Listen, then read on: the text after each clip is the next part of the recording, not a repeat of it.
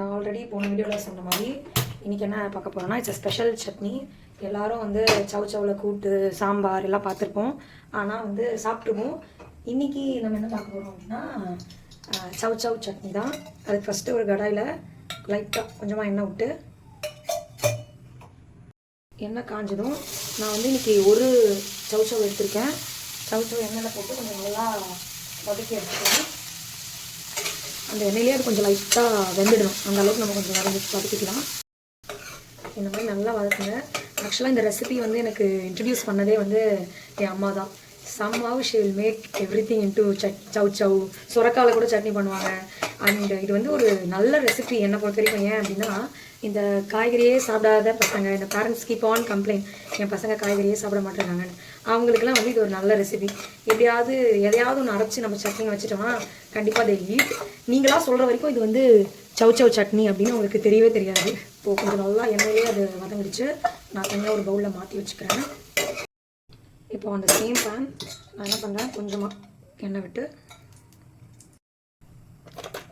எண்ணெய் நல்லா காஞ்சதும் நல்லா கைக்குள்ள ஒரு கடலைப்பருப்பு, கொஞ்சம் உளுத்தம்பருப்பு, 5 பல் பூண்டு.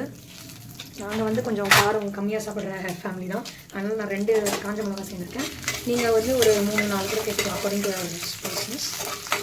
பருப்பு நல்லா வதங்கிடுச்சு. நான் வந்து 2 பெரிய வெங்காயம் இப்போ சேர்த்துக்கிறேன். 2 பெரிய வெங்காயம் சேர்த்து கொஞ்சம் லைட்டாக வதக்கிட்டேங்க. நான் புளியும் போட்டு வதக்கிக்கிறேன்.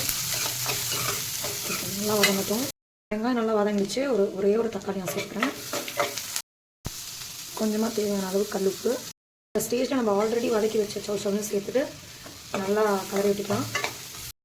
சவுச்சவ் போட்டுட்டு லைட்டாக பெருங்காயத்தூள் போட்டுட்டு ஒரு கைப்பிடி அளவு கொத்தமல்லி போட்டு கொஞ்சம் மிக்ஸ் பண்ணிவிட்டு ரொம்ப நேரம் வதக்கணும்னு தேவையில்லை, ஏன்னா நம்ம ஆல்ரெடி சவுச்சவ் நல்லா வதக்கிட்டோம், அதுலேயே அது வெந்துருச்சு.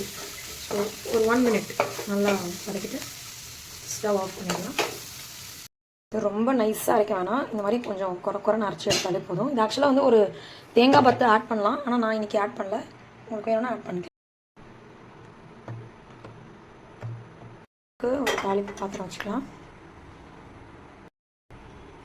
கொஞ்சமாக எண்ணெய் நல்லா காஞ்சதும் கொஞ்சம் கடுகு, உளுத்தம்பருப்பு, கொஞ்சமாக சீரகம்.